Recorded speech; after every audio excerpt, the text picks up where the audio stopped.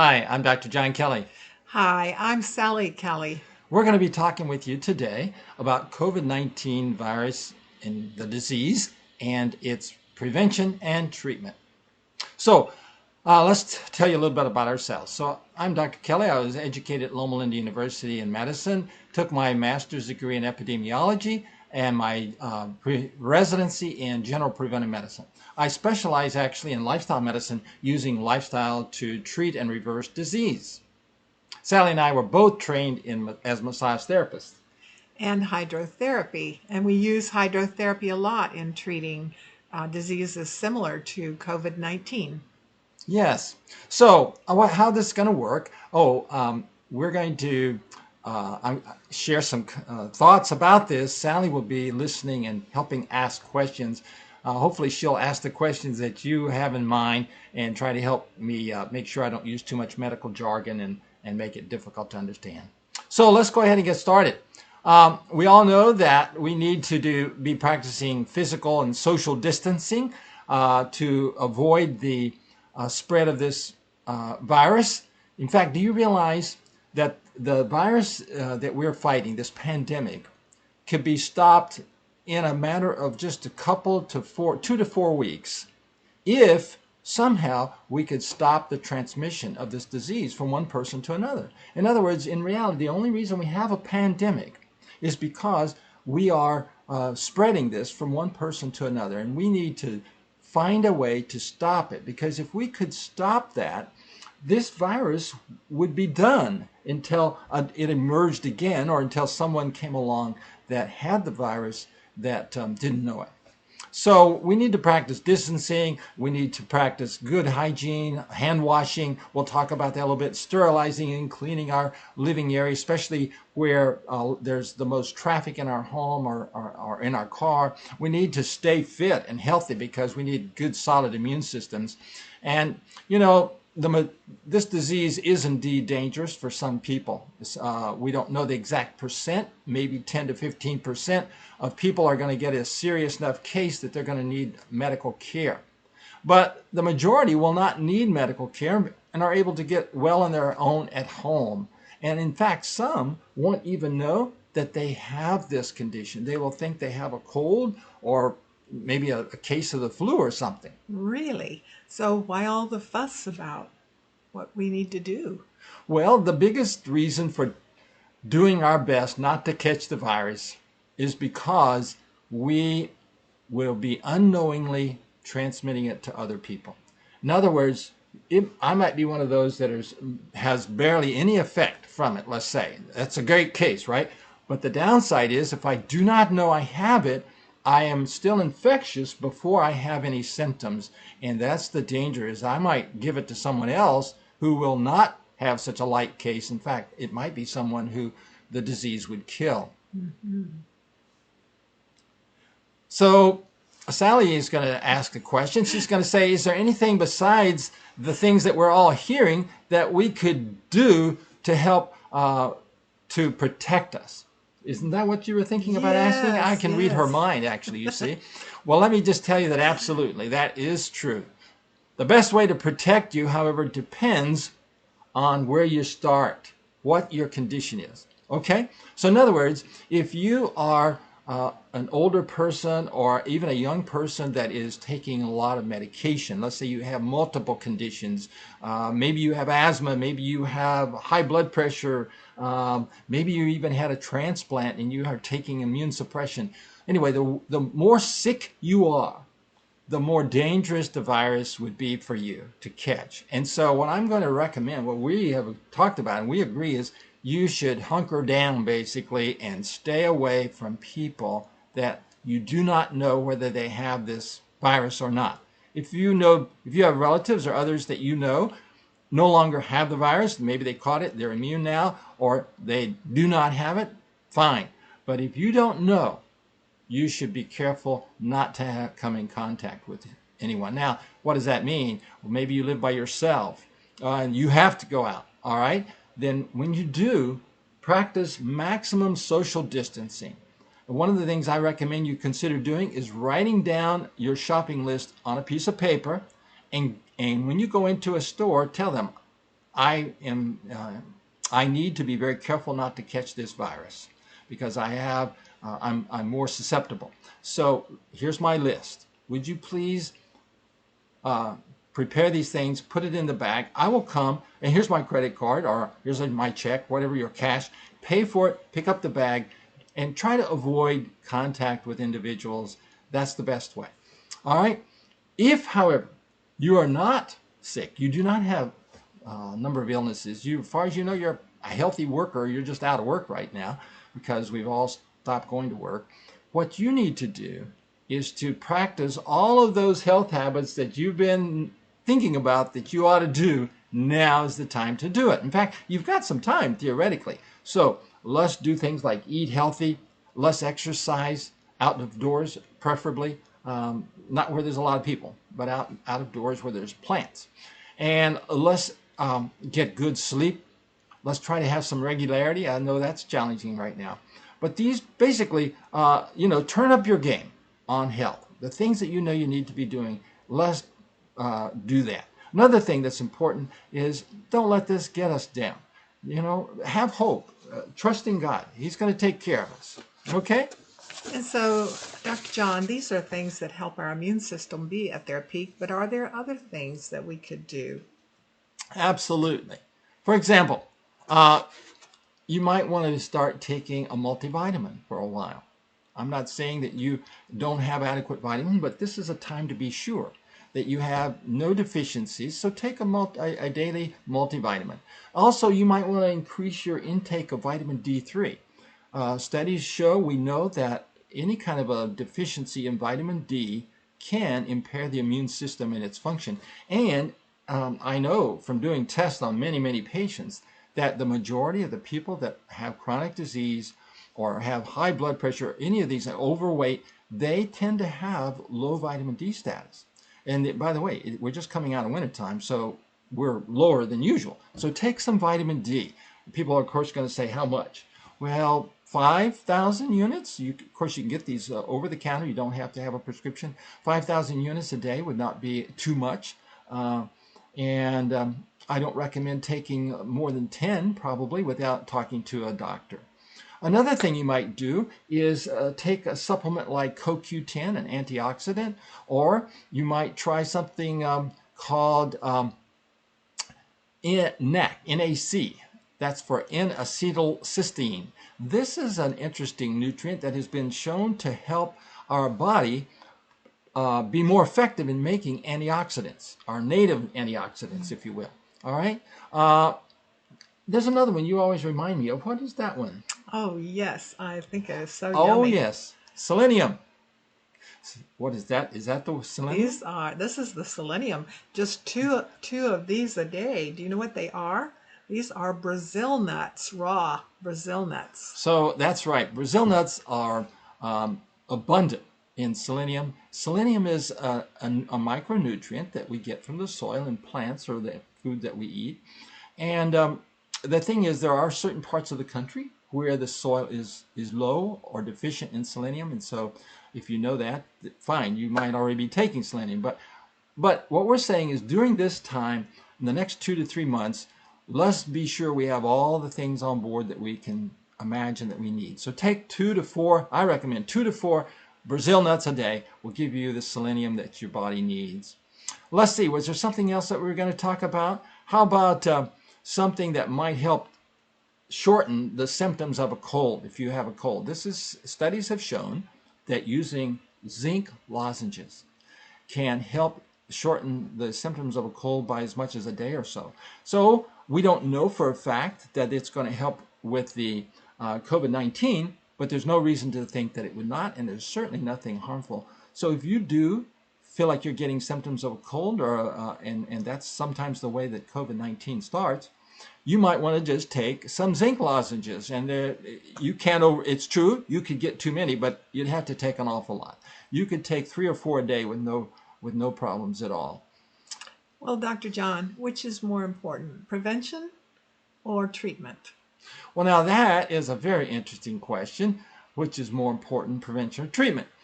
And of course, it's always better to prevent disease Oops, a little mistake there. I think our computer wanted to go to sleep on us. Hopefully it'll stay awake. So prevention, what's that saying? Prevention is worth, an ounce of prevention is worth a pound of cure. Of course, preventing is optimal. And so, however, if you do get this virus, there are things you can do. You don't have to just give up and give in because, oh my goodness, all my efforts to avoid it failed and now I've got COVID-19. Actually, it can be dangerous. I don't want to minimize that. But for the majority, you will not have serious problems. You will be able to get well at home. And so let's talk about some things that you can do to increase your immune systems, the strength of your immune system. We already touched on that a little bit. But let's suppose that you do get a cold or a flu or something and you wonder, oh my goodness, I wonder if I've got COVID-19. First thing to do is don't wait to attack this condition, okay? And this would be true even if you have the flu. What we're saying is that the first symptoms, take action. So what kind of action should we take? Water. Water inside That's and water right. outside. Drinking water. And I recommend drinking a couple of glasses of warm water in the morning, but Sally's got something you can do with warm water. And you can make a nice tea. Sometimes you don't care for the taste of water, so try a tea. Oh, let me share something.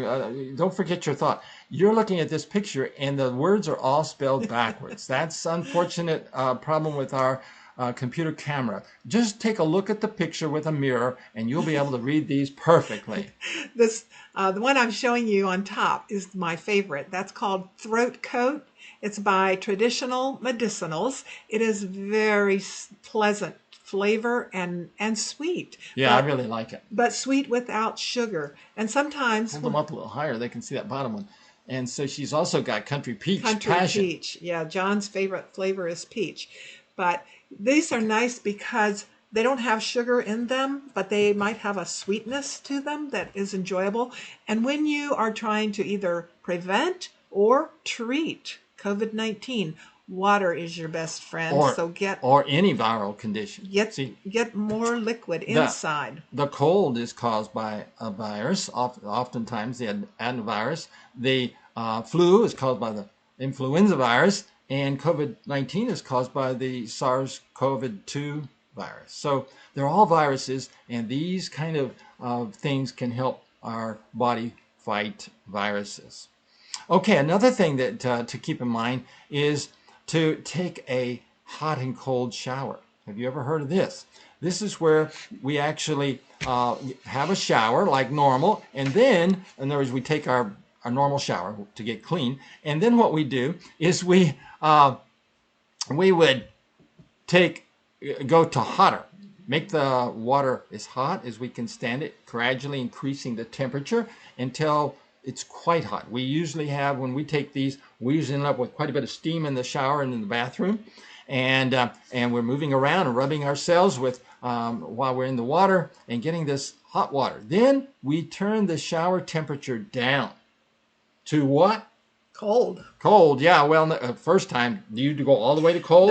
No, it's a little too dramatic. So what we'll do is I turn the hot down and start turning the cold up. It's really great if you have a single lever. Oh, right. I love those because you just go. And anyway, so I go over until it's definitely feels cold, and I do about 30 seconds or 45 seconds or so, at least 30 seconds of cold. Again, moving around and rubbing your limbs because this helps the effect that we're producing. Let me just interrupt the treatment description and tell you what are we doing. What this does, studies have shown that the majority of our white blood cells and the cells that are able to fight infection are what we call marginated. They are actually sort of like parked along the sides of the blood vessels. And this treatment puts them in circulation, increases the circulating white blood cell count by 4 times, 400% increase for a number of hours, maybe over 24 hours. So you can take 2 of these a day and you can really keep your white blood cells circulating and ready to work. So, all right, so you did the hot for 2 to 3 minutes, then you do the cold, then you go back to hot again. And this time you can take it even a little hotter. We're not trying to get you to burn yourself, but we're talking about getting it as hot as you're comfortable, and then you do what? Go back to Go cold. back to cold. And you can take it colder now. That's right. How cold can you take it? As cold as you can stand it. You go as cold. The cold cannot hurt you. That's the key thing. The hot can be too hot, might hurt you, but the cold, it'll just be really cold, but it won't hurt you. That's right. And then you go back to hot a third time, and this time it really starts to feel good. If you've been doing the cold for 30 or 45 seconds, when you Yes. get to the hot, you feel really good. And turn it up, get it nice and hot again, and then a third time go to cold. And usually this time you can take almost completely pure cold without any hot, but you'll have to practice and see. But here's the thing, even if you only do seems like a fairly mild, that you just do not as hot as you would like and not as cold, you're still getting probably 75 to 90% of the benefit, even just by having the contrast. It doesn't have to be absolutely dramatic. So that's one simple thing that almost everyone has the ability to take a hot and cold shower. And this really does help stimulate the immune system and get your white blood cells circulating. Is there another one that we ought to tell them about? Well, we talked about drinking water on the inside, but we Oh, forgot. that's right. I'm going we to have some water. we Right now. forgot to mention that taking hot water, as hot as you can stand it, or hot tea, helps to Oh, that helps. wash down That's right. the throat. If you take a glass of water like this and you heat it perhaps in the microwave or have hot water, and if you will drink a sip or two of that hot water, hot or not so hot you can't drink it. You want it at a temperature that's like hot tea, and you take a couple of sips of that every 3 or 4 minutes for 20 to 30 minutes, say a half hour. You just sip this like you were sipping tea. In fact, I believe you could do it with an herbal tea just as well.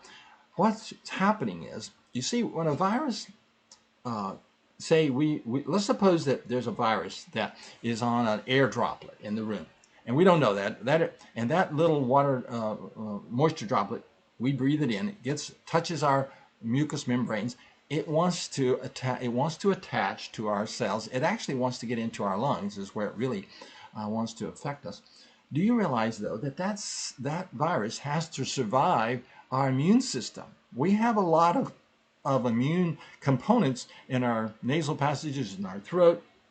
And so by drinking this hot water, it helps to wash those surfaces, number one, and studies have shown it can literally flush some of the viruses down where there's acid in our stomach or whatever. The other thing is, it's bringing blood flow to our not our lungs, to our throat and to our passages. And so it's helpful to bring more blood flow to that area, because the blood brings white blood cells. Exactly. Yes, thank you for reminding me about drinking the hot water.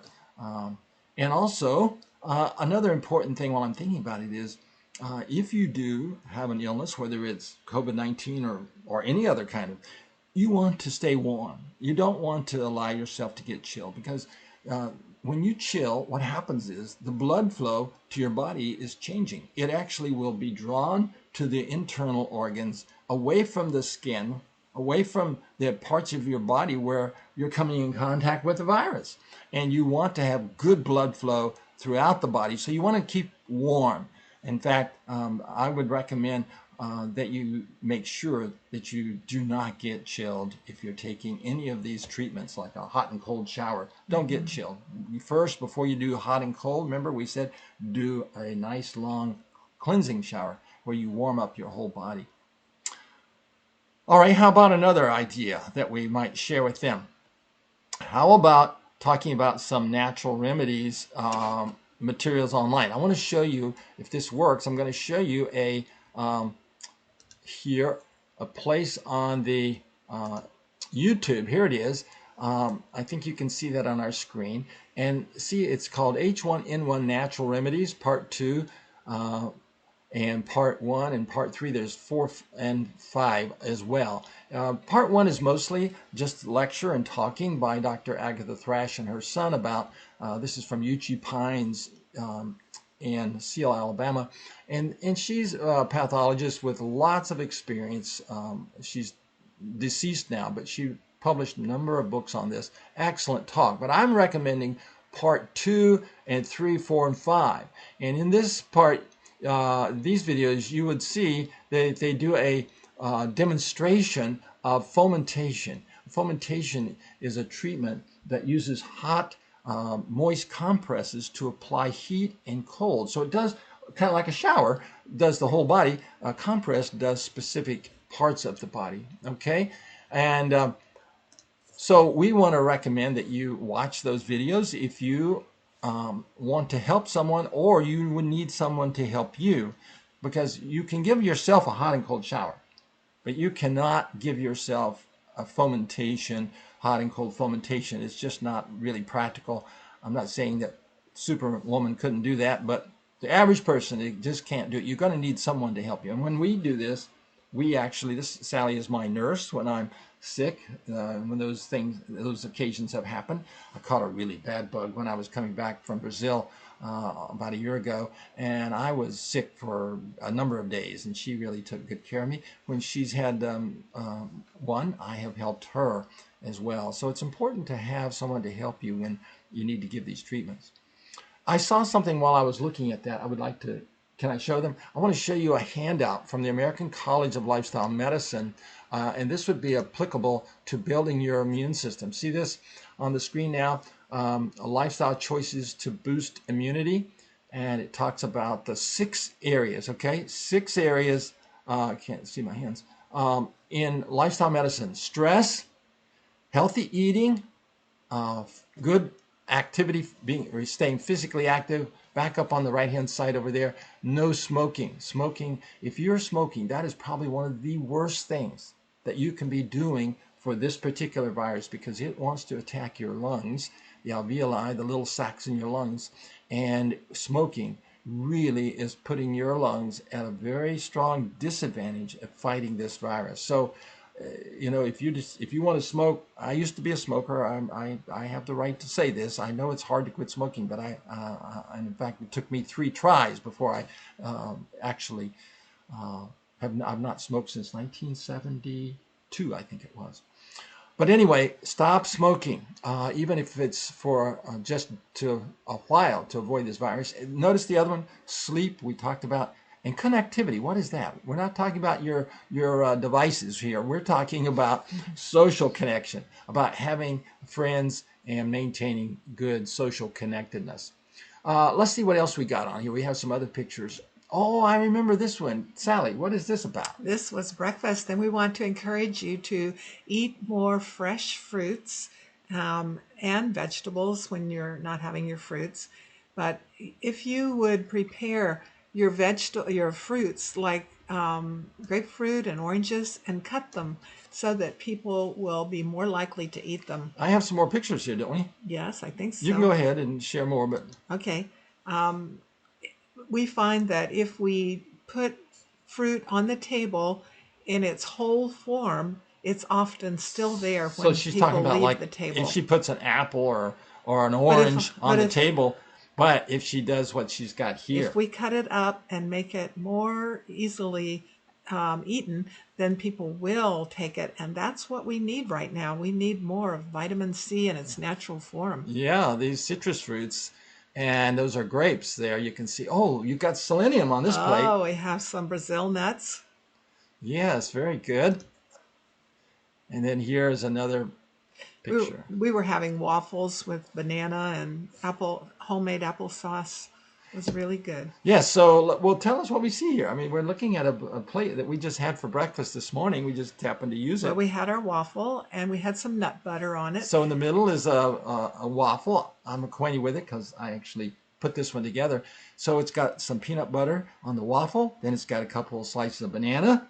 Yes, and of course we have our fruits all there and our selenium. It's got some cooked apples underneath that grape that's sitting on the waffle. Come on, don't forget to tell us about why this is important to not. We didn't buy applesauce. Right, it's homemade applesauce, no sugar, and very simply done with golden delicious apples and just a little tiny bit of water, and cook it on the stove Doesn't that top. take a lot of time? I mean, isn't that a lot of It work? doesn't take a lot, but you can do a lot of apples at one time and then refrigerate them, and then you have them for a number of days. How long did it take you to get those apples ready for that morning, Oh, put on the table this oh, morning? I had already done the apples a day or so ago, and You cooked so the apples already. yes, so Excuse me. breakfast was quick. Excuse Breakfast me. was quick, and I had also made the waffles a few days ago and frozen them.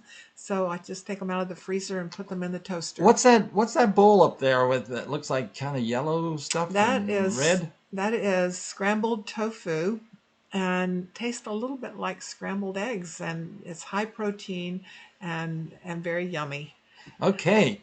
It's actually delicious. I mean, she's usually a lot more excited when she's talking about the tofu and what's that other one over on the right hand side by the knife? That's legumes. This one in particular is lentils, and they're easily digested.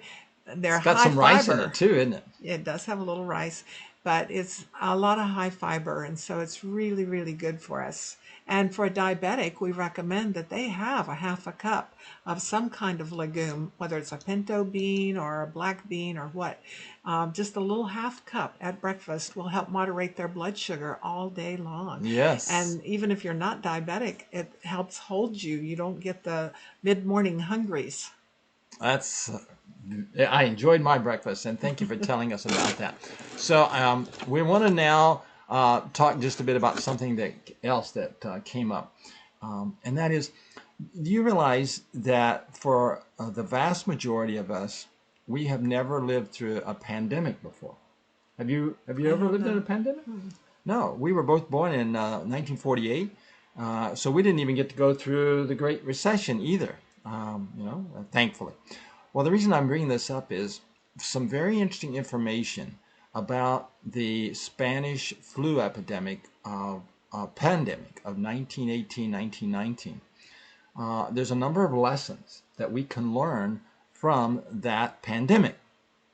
One of them is what's leading to this social distancing.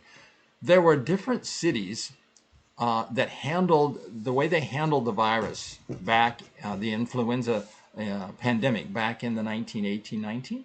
Some of the cities in the U.S., for example, did very little of anything different. I remember one city, I forget, it's probably good that I don't name it, but they actually had a parade that was scheduled, and they just went ahead and had the parade. Whereas another city in the U.S. really was extremely careful. They canceled all those kind of things. They minimized physical contact between people, and the outcome was very different. The city that was not taking care ended up with a great deal of infection and a lot of deaths and a lot of hospitals full because of it. And so we have learned from that, and we are using distancing to minimize the spread of this invisible virus. I mean, it's invisible to the human eye, and the fact of the matter is, it is being spread. How do I know that? How do I know that people are spreading this virus, even though they can't see it? More and more people are Because coming more and down more with people it. are getting. That's Yeah. exactly right. In fact, I want to show you something interesting. This is a statistic from Michigan. Here is a statistic I just pulled off the internet earlier today, and this is the number of cases in Michigan by age. So I have a list over on the left-hand side of the spreadsheet there, but also if you look, you'll see the graphic. And do you remember people were saying that this was a sickness that primarily affected elderly people? Well, look at this age bracket, and what you're going to see is that while yes, the highest number of cases, percent of cases, 20% actually, is in the 60 to 69 year age range. Okay, so that's important. However, look at the number in the 20 to 29 range. That's higher than the 80 plus. It's almost as high as the 70 to 79ers. So and in the 30 to 39 is up there. What is that? That's 14%, almost 15%. The 40 to 49, that is almost 20%. So Yes, this is a serious disease for older people, probably mainly because as you get older, you have more sickness, you have more conditions, you have more chronic conditions, okay? Heart disease, high blood pressure. By the way, as a lifestyle medicine doctor, I have to tell you that we know that we can reverse and prevent the vast majority of chronic disease, and you do not have to have this. So, Now, John, this is showing how many people are getting it, not how many people are dying. that is correct. Yes. This is the total number of cases in Michigan as of a day ago, approximately. Um, and now that you mentioned the number dying, it's, I believe in Michigan, the number is less than 20. I don't remember right now, but I saw it. It was not a great, not a great number yet. Though, by the way, as the experts are telling us, these numbers will go up. Okay, this is not to scare you and not to scare us, but to help us be serious about the fact this is a pandemic. It is still spreading until we stop communicating it from one person to another. Until every one of us stops passing it on to someone else, it's going to continue to proceed, and it can be stopped, and I believe we will. I believe we will. I think there's one other thing. Let me see here. I wanted to show. Oh, yes. There's some interesting things on YouTube, to say the least. All right. And let me see. I don't know if I can get this to where we can see both of our faces. I don't think so. So we'll just stay here in the middle. But basically what I want to say is this is Dr. John Campbell. Now, Dr. Campbell is actually a nurse, not a medical doctor, but he has a PhD in nursing, I believe it is. I know that maybe it's education, but I know he is spent years as a nurse educator from the United Kingdom. And I want you to take note, if you are a YouTube person, you can see that he has over 250,000 views of this video, this particular one. And what's the title of it? Hand washing, so important. That's right. He is, he taught nursing. He teaches nurses how to wash their hands appropriately. And I remember when I was in medical school, and believe it or not, I mean, I was a mature person, and I thought I knew something about washing hands. But I tell you, when I learned surgical technique and how to wash your hands before surgery, it was a whole new thing. Anyway, so the point is, I appreciated Dr. John Campbell's video. You will too. It's only, you can see it's under 5 minutes, 4.5 minutes, 4 minutes, 45 seconds or so. And it's very practical. No wonder he's got 250,000 views on that. Okay. Now, I have a little suggestion for hand washing. All right. This is backwards, of course. Use your mirror to be able to read it. This is one of my favorite soaps that I just get at the regular store. You can find it. And it is a flavored. It's spearmint and lemongrass. Smells good. It smells so good that I want to keep washing my hands. So it's easy to wash for 20 seconds or whatever they're recommending if you have a nice smelling soap. That's right. And you know, it's really, in many ways, it's good to use a soap dispenser so that you don't have to put the bar in your hands when you start washing if you've got a virus or something. So I like actually the idea of using a soap dispenser during this time. You can, of course, use bar soap. It works just fine, as John will tell you, and Dr. Campbell in his video. He talks about using both kinds of soap.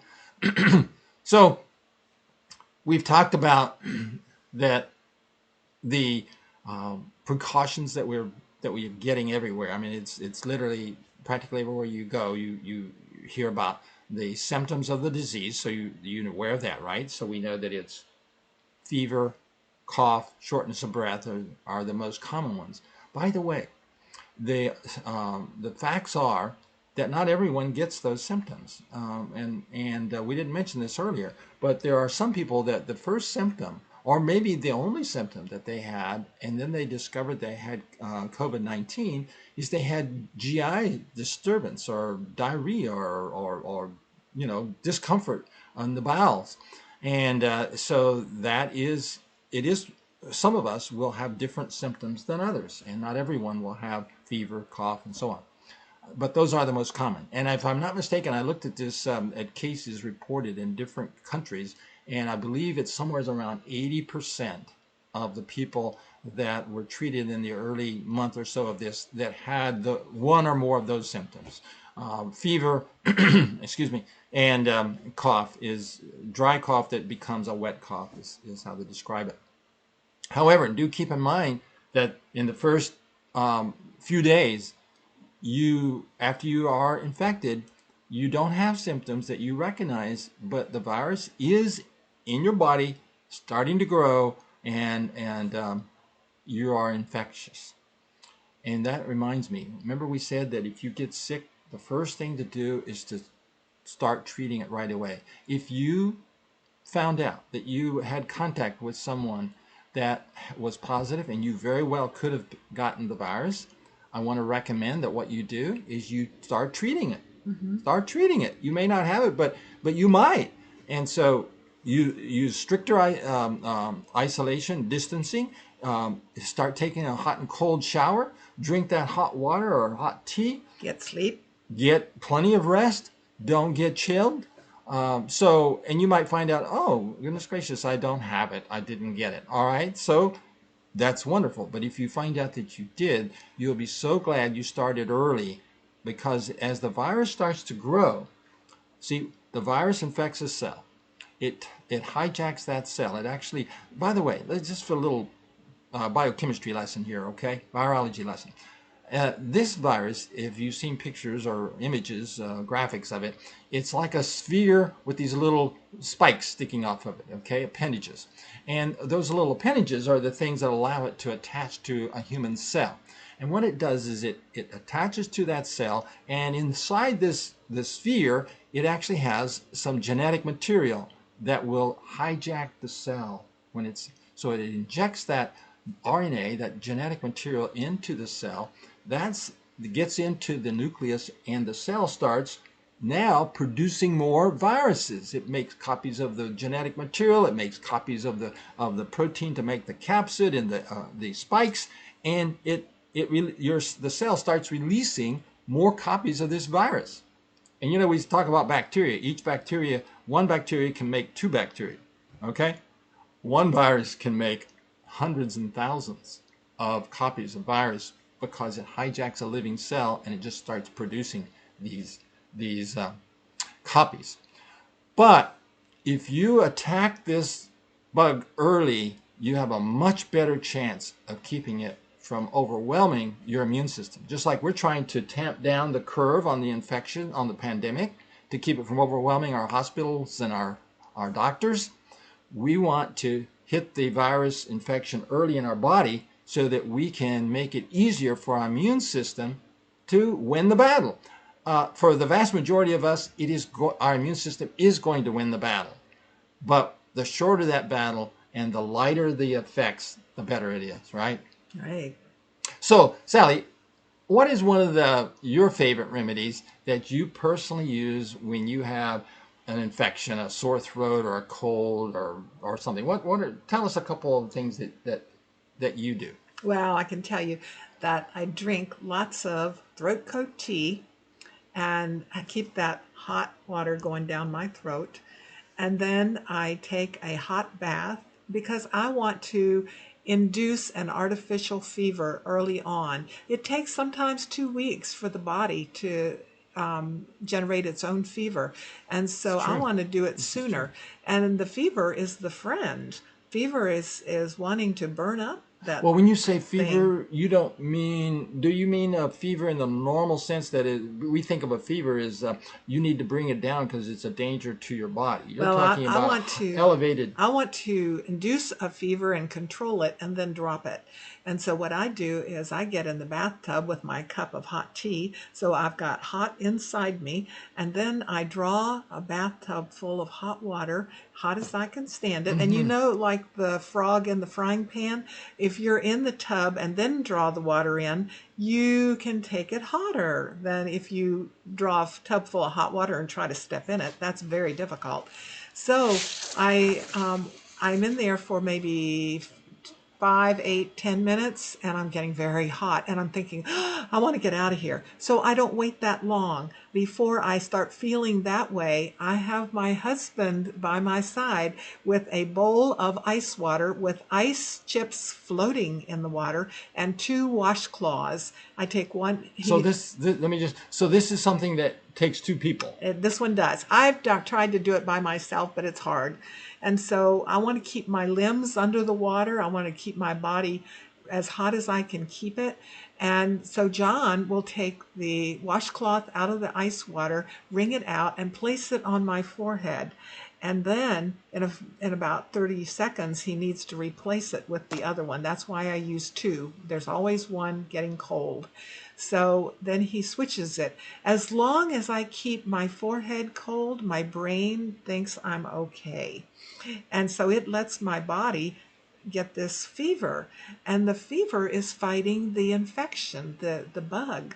And so after about 20 minutes of being hot, then we You're talking about in the tub. in the tub, in the hot water. 20 minutes of heating. Right. With keeping the head really cold. Right. Then we can start cooling it down a little bit, drain the water, and get out. I usually put on a pair of sweats and I crawl into my bed, although I have prepared my bed because I don't want my bed to get wet.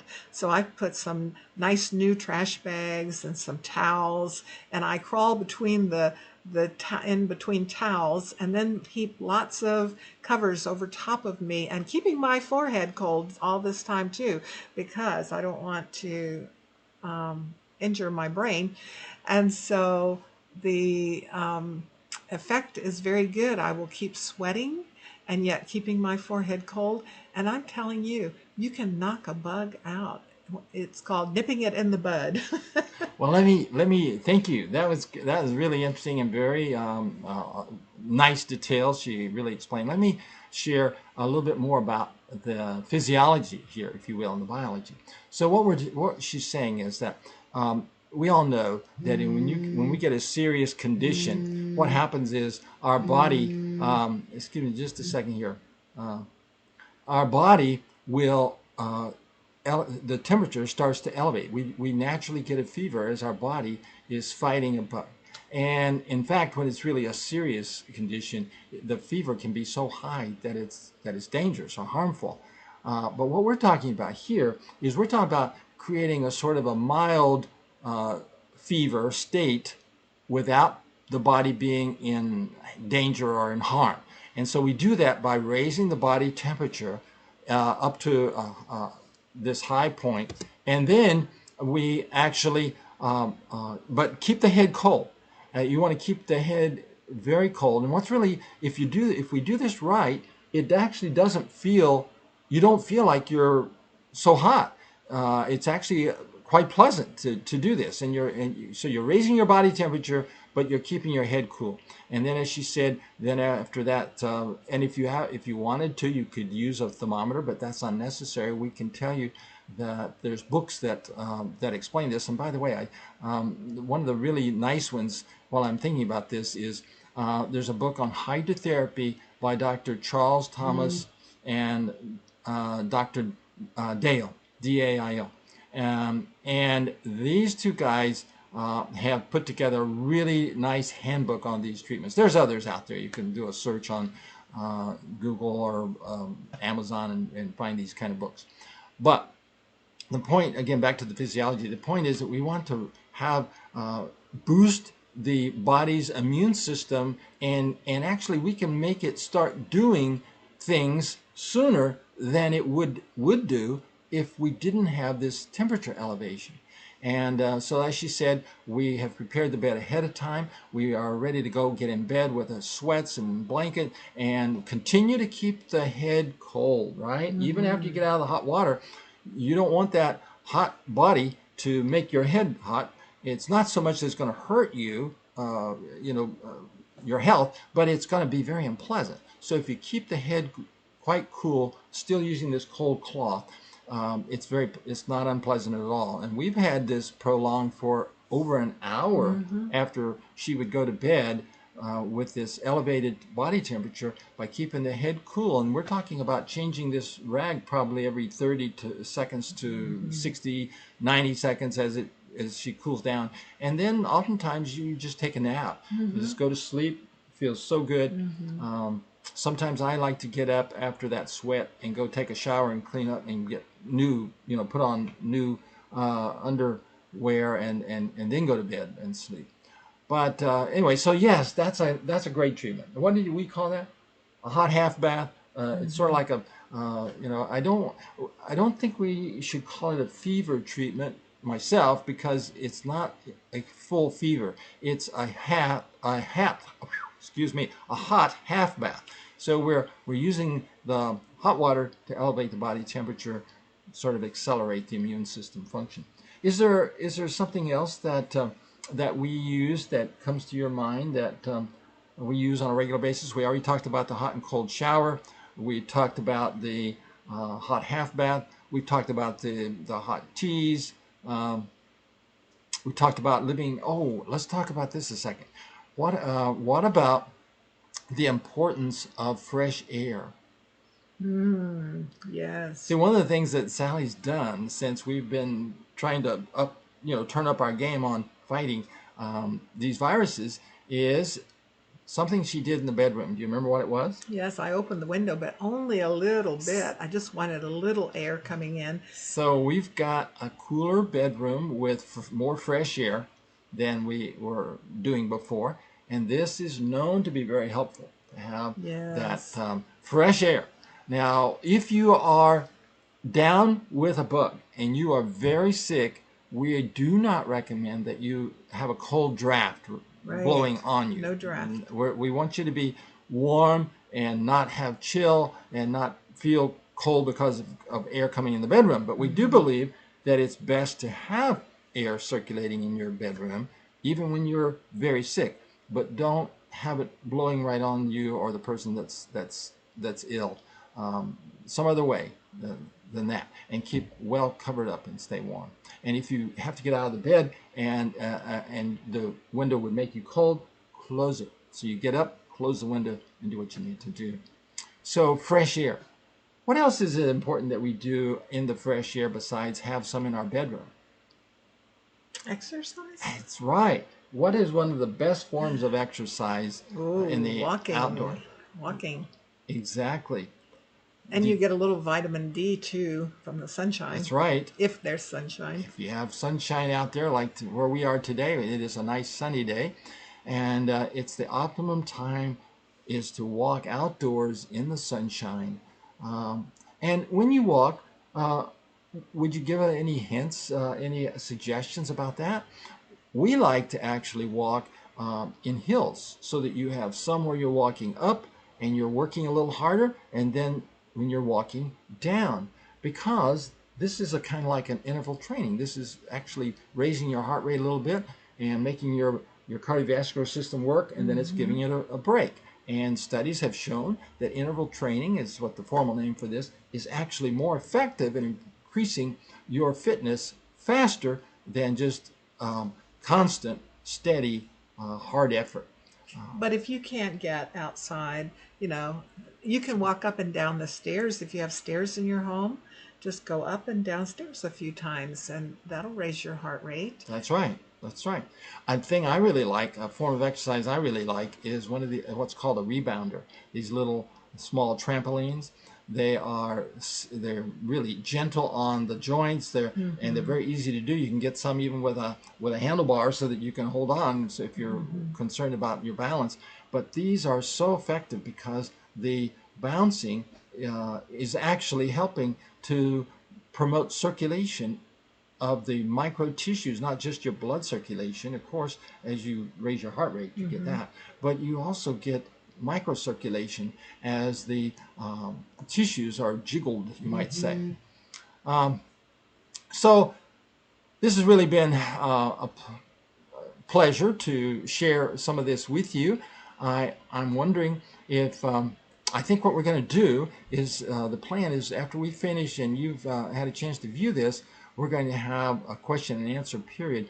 I wonder, were there any questions that you had that had come to your mind that I just kept talking and didn't give you a chance to ask? No, I don't think of anything. I will say one thing before we sign off, and that is there are a number of very good presentations. I've seen some of them. In fact, Sally and I were actually honestly asking ourselves, well, what are we going to say that others haven't said as well or better? And I don't know that there's anything here that you can't find somewhere else and maybe even done in a nicer way. However, whether you have or not, I want to recommend two or three. There's the Amazing Facts. Pastor Doug Batchelor has interviewed, I've seen an interview with Dr. Neil Nedley. It was excellent, talking about the virus, talking about some of the details. For example, the vaccine, which is being worked on. You know, the experts tell us, and we know this, it's 12 to 18 months before we're going to have a really workable vaccine that can be distributed around the world and be used. It's really great that different companies are working on this already. Wonderful, but don't let anyone make you think that we're going to have a vaccine right away. It's going to take the normal amount of time. So I'm glad they're doing it, but it's not going to happen immediately. Another good video out there, some videos, is by Dr. Wes Youngberg. He's done some really good stuff on the immune system about the COVID virus, and we recommend that. We've already recommended Dr. John Campbell's video on hand washing. He's also done some other ones that you might find of interest. And of course, there's a growing number from the CDC and from the state health departments, etc. All of this is good information. This is John and Sally Kelly. We have enjoyed spending some time sharing with you, and we wish you health. And don't let this get us down. We can do this, and I'll tell you, I think the world is doing better than it did with the Spanish flu pandemic. That was a disaster, and let's just really take this seriously and do our best. Okay. So thank you very much. We look forward to taking some questions in the after session.